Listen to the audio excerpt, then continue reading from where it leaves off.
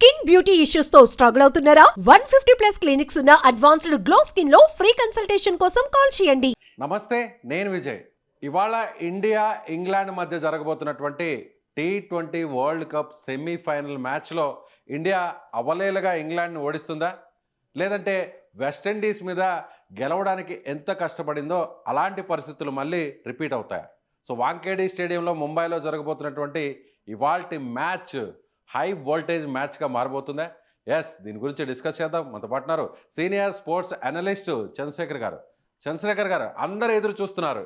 So ఈ మ్యాచ్ని గెలిచేస్తే మనం ఫైనల్కి వెళ్ళిపోతాం, ఇంకొక 2 మెట్లు మాత్రమే ఉన్నాయి కప్పుని గెలవడానికని మొత్తం కోట్లాది మంది ఫ్యాన్స్ అంతా ఆసక్తిగా ఎదురు చూస్తున్నారు. కరెక్టే అంటారా? Of course this is semifinals కాబట్టి ఇది గెలిస్తే మనం ఫైనల్స్ కి వెళ్తాం. ఎట్లాగో ఫైనల్స్ లో కనుక New Zealand already decided opponent. So కాబట్టి న్యూజిలాండ్ మీద కూడా గెలిచేట్లయితే yes, third time T20 world cup గెలుచుకునేటువంటి అవకాశం ఉంటుంది. మోర్ ఓవర్ మనం ఇప్పుడు డిఫెండింగ్ ఛాంపియన్ గా ఉన్నాం కాబట్టి ఆ హిస్టరీని కూడా క్రియేట్ చేసేటువంటి అవకాశం ఉంటుంది. ఒకటి, హోస్టింగ్ కంట్రీ ఇంత మటుకు T20 వరల్డ్ కప్ గెలవలేదు. నెంబర్ 2, డిఫెండింగ్ ఛాంపియన్ హోదాలో దిగినటువంటి ఏ జట్టు కూడా దాన్ని రెండోసారి వరుసగా గెలవలేదు. సో కాబట్టి ఆ 2 రకాలైనటువంటి రికార్డ్ ని బ్రేక్ చేసే అవకాశం కూడా ఇండియా ముందుంది. It's only 2 steps away from now. So ముఖ్యంగా ఇంగ్లాండ్ విషయానికి వస్తే న్యూజిలాండ్తో గెలవడానికి కాస్త ఇబ్బంది పడింది. సో మనం చూసాం ఆ పరిస్థితులు కూడా. సో అయితే ఇప్పుడు ఇంగ్లాండ్తో మనం ఏ విధంగా పోటీ పడేటువంటి అవకాశం ఉంది? సో ఇంగ్లాండ్తో అవలీలుగా గెలిచేటువంటి అవకాశం ఉందా, లేదంటే కష్టపడాల్సినటువంటి సిచ్యువేషన్ ఏమన్నా ఉంటుంది? లేదు, ఇంగ్లాండ్ విషయానికి వచ్చేటప్పటికి right time they are gearing up. అంటే ఈ వరల్డ్ కప్ ప్రారంభానికి ముందు మనం కనుక గమనించినట్లయితే ఇంగ్లాండ్ పెద్ద కన్సన్ట్రేషన్ లోకి తీసుకున్నటువంటి టీం ఏది లేదు. మిగిలినటువంటి వాళ్ళు ఇంగ్లాండ్ మాకేదో ఒక బలమైనటువంటి ప్రత్యర్థి అవుతారు అనేటువంటిది కానీ, లేకపోతే వాళ్ళు సెమీఫైనల్స్ దాకా పోటీలో ఉంటారు అనేటువంటి ఆ రకమైన అంచనాలు ఏమీ లేకుండా దిగినటువంటి one of the team England. ఎందుకంటే దానికి కారణం ఏంటంటే అంతకు ముందే మనతోటైనటువంటి బైలాటరల్ సిరీస్ లో ఇంగ్లాండ్ చాలా ఘోరంగా ఓడిపోవడం అనేటువంటిది 4-1 తోటి మనం ఆ సిరీస్ గెలవటం. సో వీటన్నింటినీ పరిగణలోకి తీసుకున్నప్పుడు ఇప్పుడున్నటువంటి పరిస్థితులు, Jofra Archer is not in that form. Moreover actual గా వాళ్ళకి మెయిన్ కీ ప్లేయర్ అయినటువంటి Bairstow is not in form. So వీటన్నింటినీ దృష్టిలో పెట్టుకున్నప్పుడు టాప్ ఆర్డర్ డొల్లతనం కనబడుతుంది. బౌలింగ్ లో మెయిన్ యాంకర్ రోల్ పోషించాల్సినటువంటి బౌలర్ అవుట్ ఆఫ్ ఫార్మ్ ఉండటం, వీటన్నిటిని చూసినప్పుడు ఇంగ్లాండ్ ని ఎవరు కూడా కన్సిడరేషన్ లోకి తీసుకోలేదు. But if you look at the tournament progress అవుతున్న కొద్దీ కూడా got the form at the peak time. ఎవరో ఒకళ్ళు ఫెయిల్ అయితే, బెయిర్స్టో ఫెయిల్ అయినా కూడా మిగిలినటువంటి వాళ్ళు మ్యాచ్ లో ఫిల్ షాట్ తీసుకున్నాడు. ఆ తర్వాత శ్రీలంకతో మ్యాచ్ లో అయితే కనుక హ్యారీ బ్రూక్ ఆ బాధ్యతని తీసుకున్నాడు. Sam Curran is there, allrounder గా అతను చేస్తూ ఉన్నాడు. డోంట్ ఫర్గెట్ విల్ జాక్స్ ఒక ఆల్రౌండర్ రెస్పాన్సిబిలిటీ తీసుకున్నాడు. సో కాబట్టి ఒక్కొక్క మ్యాచ్ లో బాధ్యతను తీసుకొని ఇంగ్లాండ్ కి విజయాలను అందించారు. కాబట్టి సరైనటువంటి సమయంలో ఫామ్ అందుకున్నారు. సో అంత తేలిగ్గా తీసుకునే అవకాశం మాత్రం లేదు ఇవాళ మ్యాచ్ లో ఇంగ్లాండ్ ని. సో ముఖ్యంగా బ్యాటింగ్ లైనప్ విషయంలోనే ఒక పెద్ద చర్చ నడుస్తుంది. అభిషేక్ శర్మ వరుసగా ఫెయిల్యూర్ అవుతున్నారు. ఎన్ని అవకాశాలు ఇచ్చినా కూడా ప్రూవ్ చేసుకోవడం లేదు. సో అభిషేక్ శర్మని ఆ ప్లేస్లో ఓపెనర్స్గా సంజు శాంసన్తో కలిసి సో ఇషాన్ కిషన్ని తీసుకొస్తే ఎలా ఉంటుంది అనేది కూడా అందరు కూడా చెప్తున్నటువంటి మాట. ఏమంటారు? కరెక్టే, కానీ ఇక్కడ మనం గమనించాల్సినటువంటిది సెమీఫైనల్స్ అంటేనే we all know it is a knockout match. ఒకవేళ కనుక మీరు చేసేటువంటి ఏ ప్రయోగమైన మిస్ఫైర్ కనుక అయ్యేట్లయితే కనుక ఇంకా దాన్ని సరి చేసుకునేటువంటి అవకాశం కూడా లేదు. You will be out of the tournament. So కాబట్టి అలాంటి క్రంచ్ సిచ్యుయేషన్ లో ప్రయోగాలకు వెళ్ళేటువంటి అవకాశం అయితే లేదు. Course Abhishek Sharma but for that Zimbabwe మీద చేసినటువంటి హాఫ్ సెంచరీ కనుక మినహాయించినట్లయితే ఎటువంటి పెర్ఫార్మెన్స్ అతనిది మరీ దారుణంగా, ఫస్ట్ 3 హ్యాట్రిక్ డక్స్. సో కాబట్టి అభిషేక్ శర్మ మీద పెట్టినటువంటి అంచనాలు అతను అందుకోలేకపోతున్నాడు అనేటువంటిది it's a fact. Everybody will accept with that.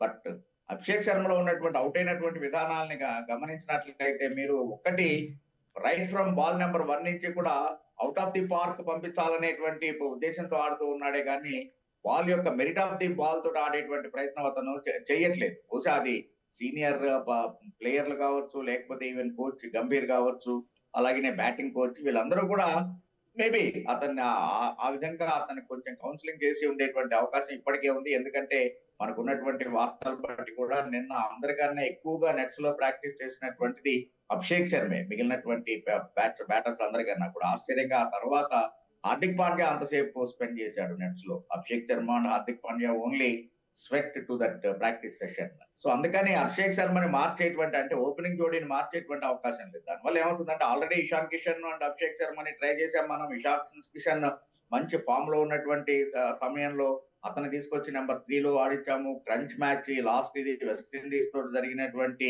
Super 8 దాంట్లో మనం ఇషాన్ కిషన్ ని నెంబర్ 3 లో ఆడించాము. సో కాబట్టి ఆల్రెడీ అతను నెంబర్ 3 ఏస్ అనేటువంటి దానికి ప్రిపేర్ అయిపోయి ఉన్నాడు. అలాంటి సందర్భంలో మళ్ళా కనుక షఫిల్ చేసేట్లయితే ప్లేయర్ మీద ఒత్తిడి అనేటువంటిది పడుతుంది. అందుకనే గ్యారీ కిస్టన్ మాటని కనుక గమనించినట్లయితే డెఫినెట్ గా ఒక్కొక్క దానికి ఒక్కొక్క స్పెషలిస్ట్ ప్లేయర్ ఉంటాడు. ఒకసారి అతన్ని కనుక అతను అక్కడ కుదురుకునేందుకు మీరు కొంత సమయం ఇచ్చిన తర్వాత మళ్ళా మార్పులు చేర్పులు చేసేట్లయితే అతని ఆట మీద ఆ ప్రభావం ఉంటుంది అనేటువంటి. So you have to remember all these we have to. అందుకని ఇప్పుడు మార్చేటువంటి బ్యాటింగ్ ఆర్డర్ ని మార్చే అవకాశం అయితే నాకు కనబడలేదు. ఒకటి లెఫ్ట్ అండ్ రైట్ కాంబినేషన్ కనిపిస్తూనే ఉంది. అండ్ అభిషేక్ శర్మ ఒకవేళ సెటిల్ అయితే కనుక ఎంత విధ్వంసకరమైనటువంటి more than Sanju Samson or even more than Ishan Kishan. So అందుకని I don't think there will be any changes in the batting order for. కానీ ఆ ప్రెషర్ ని హ్యాండిల్ చేయలేకపోతున్నాడు.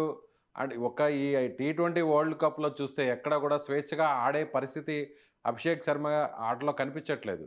సో నార్మల్గా ద్వైపాక్షిక సిరీస్లో చూసినట్లయితే మనకి అభిషేక్ శర్మ అద్భుతంగా ఆడారు. కానీ వరల్డ్ కప్లకు వచ్చేసరికి అక్కడ చతికిలు పడిపోయేటువంటి పరిస్థితి కనిపిస్తుంది. ఏమంటారు?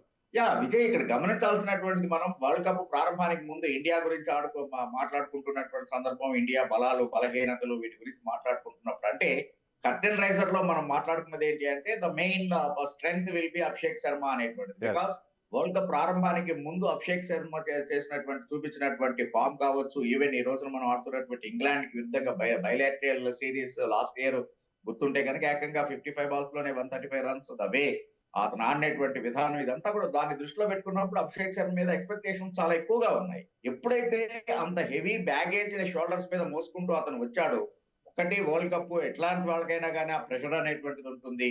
రెండోది హై ఎక్స్పెక్టేషన్స్, టీం మొత్తం నా మీదే రిలే అయింది అనేటువంటి భావనలో అతను ఉండటం, ఇంకా ఇమ్మెచ్యూర్డ్ ఒక రకంగా చెప్పుకోవాలని. Because his international career is very less compare చేసుకుంటే కనుక.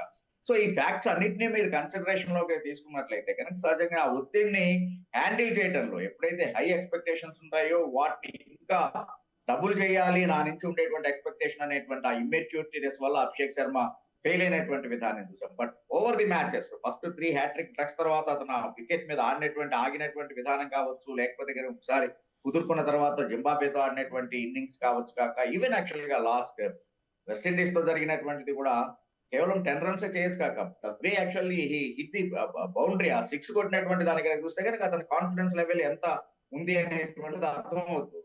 కాబట్టి ఏదో అంటారు కదా, మొత్తం గిన్నెంతా మీరు వెతకక్కర్లేదు, చూడక ఒక మెతుకుని కనుక చూసేట్లయితే తెలుస్తుంది అన్నం ఉడికిందా లేదా అనేటువంటిది. సో ఆ రకంగా ఆ 6 ఒకటి నిజంగా that given me confidence. Abhishek Sharma మీద నాకు నమ్మకాన్ని కలిగించినటువంటి షాట్ అది లాస్ట్ విండీస్ తోటి ఆడినటువంటి. సో తనకి తను ఆల్రెడీ ఆ కాన్ఫిడెన్స్ జోన్ లోకి వచ్చాడు కాబట్టి ఇవాళ ఇబ్బంది ఉండదని నేను అనుకుంటున్నాను. సో అభిషేక్ శర్మ తర్వాత కూడా అందరు ఎక్స్పెక్టేషన్ ఆ తర్వాత ఉన్నింది సూర్యకుమార్ యాదవ్ లీగ్స్లో చూస్తే కేవలం ఒక్క మ్యాచ్లో మాత్రమే తను ఆడాడు, అమెరికా మ్యాచ్తో అనుకుంటా బహుశా. తర్వాత చూస్తే అనుకున్న స్థాయిలో కెప్టెన్ ఇన్నింగ్స్ ఎక్కడా కూడా నిలబెట్టే ప్రయత్నం కానీ ఆడే ప్రయత్నం ఎక్కడ కూడా చేయట్లేదు, వరుసగా విఫలమవుతున్నాడు.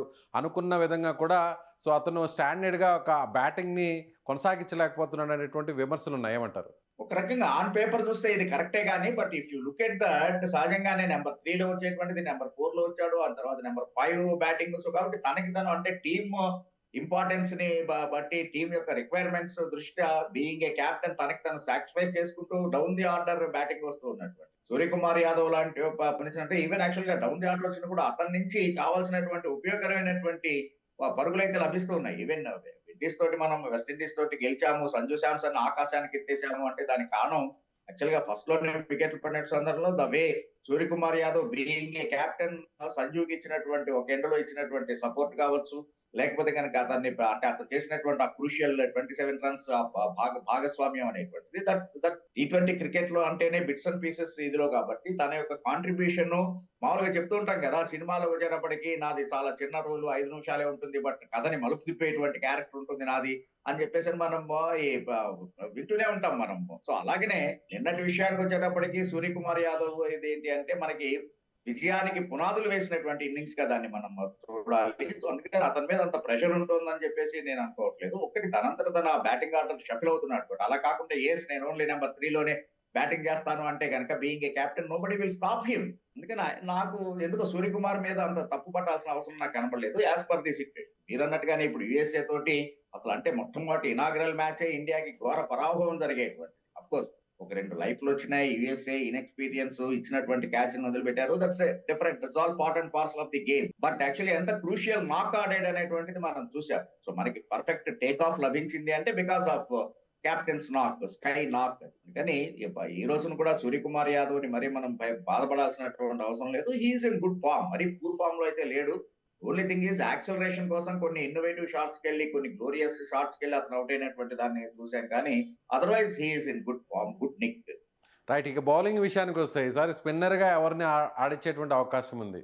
వరుణ్ చక్రవర్తి ప్లేస్లో కుల్దీప్ యాదవ్ని తీసుకునేటువంటి ఛాన్సెస్ ఏమైనా ఉంటాయా? ఇది కొంచెం ట్రిక్కీనే.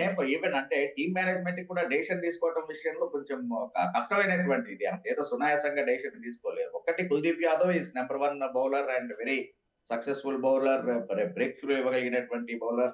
And wristy spinner always will be a dangerous person all together. కానీ ఇది సెమీఫైనల్స్ మ్యాచ్, ఇక్కడ ఎక్స్పెరిమెంట్ చేసేటువంటి పరిస్థితి లేదు. మళ్ళీ అదే వరుణ్ చక్రవర్తి లాస్ట్ 3 మ్యాచెస్ అయితే కనుక అనుకున్నటువంటిది కాదు. ఈవెన్ యాక్చువల్ గా వెస్టిండీస్ మీద అయితే కనుక ఈ కన్సిడర్డ్ 10 runs per over, ఒక వికెట్ తీసుకున్నా కూడా. But 10 runs per over, 4 overs 40 runs అనేటువంటిది వరుణ్ చక్రవర్తి క్యాలిబర్ కి చాలా తక్కువగానే ఉంటుంది. అట్లా అని చెప్పేసి దాన్ని దృష్టిలో పెట్టుకొని ఇచ్చేసేటువంటి బౌలింగ్ లో మార్పు చేసేటువంటి అవకాశం కూడా లేదు. బట్ అంటే if you look at the positive side, even actual గా వెస్టిండీస్ ఓపెనింగ్ జోడీ చాలా బాగా వెళ్తున్నటువంటి సందర్భంలో ఫస్ట్ గేట్స్ ఓపెన్ చేసినటువంటిదే వరుణ్ చక్రవర్తి. షాయ్ హోప్ ని కనుక బౌల్డ్ చేయకపోయి ఉంటే కనుక డెఫినెట్ గా ఆ జోడీ ఇంకొక 2-3 overs వెళ్ళుంటే వాళ్ళు ఇంకొంచెం అంటే అట్లీస్ట్ 200+, 220, 225 దాకా వెళ్ళేటువంటి అవకాశం ఉండేది. సో కాబట్టి ఫస్ట్ బ్రేక్ త్రూ ఇచ్చినటువంటిది వరుణ్ చక్రవర్తి.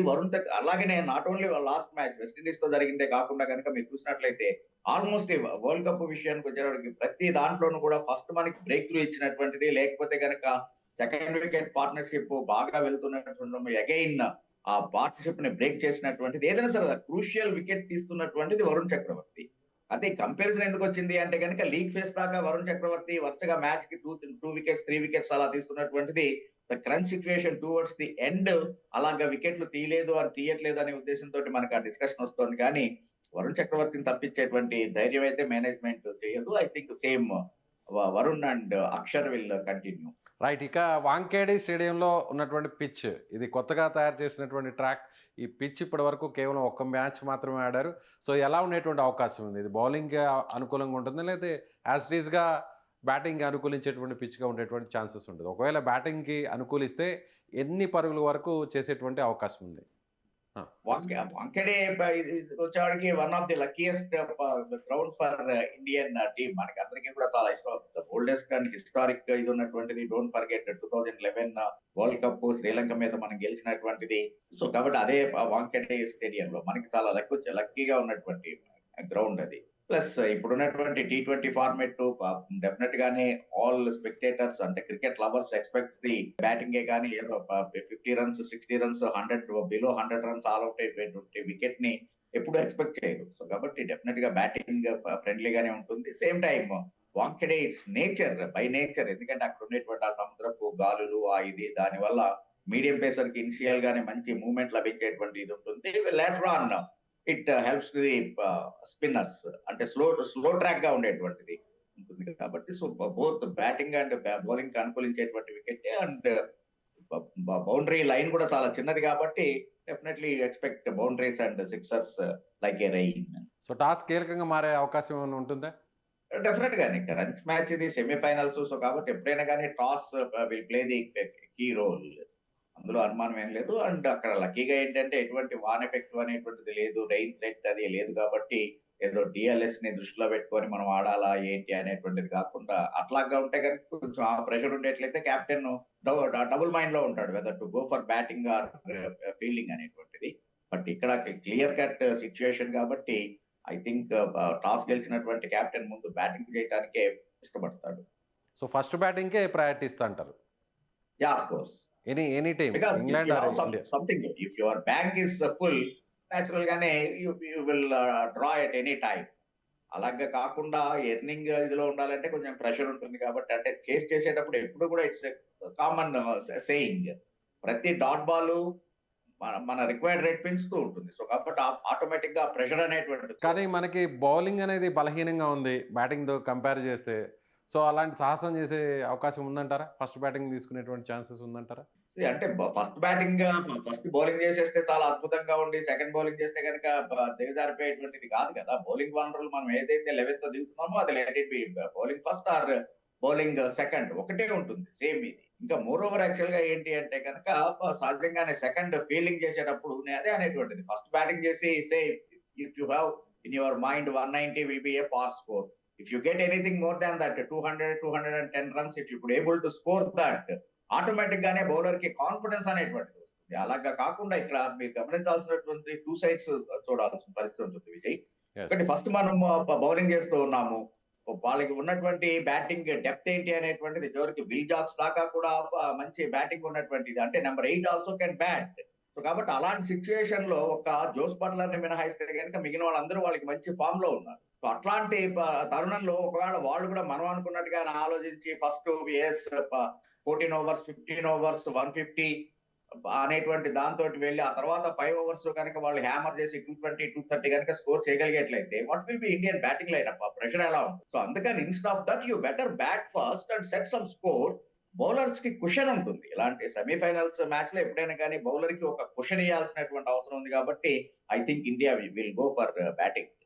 యెస్. బ్యాటింగ్ చేస్తే ఒకవేళ ఇండియా ఎంత రన్స్ చేస్తే విన్నింగ్ ఛాన్సెస్ ఎక్కువగా ఉంటాయి? అదే ఒకవేళ సెకండ్ బ్యాటింగ్ గాని చేసినట్లయితే ఎన్ని రన్స్ లోపు ఇంగ్లాండ్‌ని కట్టడి చేస్తే మనకి విన్నింగ్ ఛాన్సెస్ ఉండే అవకాశం ఉంటుంది?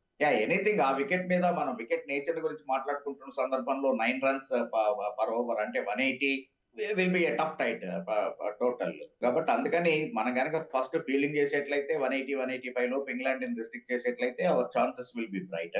అలాగే ఫస్ట్ బ్యాటింగ్ చేసేటప్పుడు వాళ్ళకున్నటువంటి బ్యాటింగ్ స్ట్రెంగ్త్ ని దృష్టిలో పెట్టుకున్నప్పుడు if you score at least 200 on the board will be a safer side. Okay.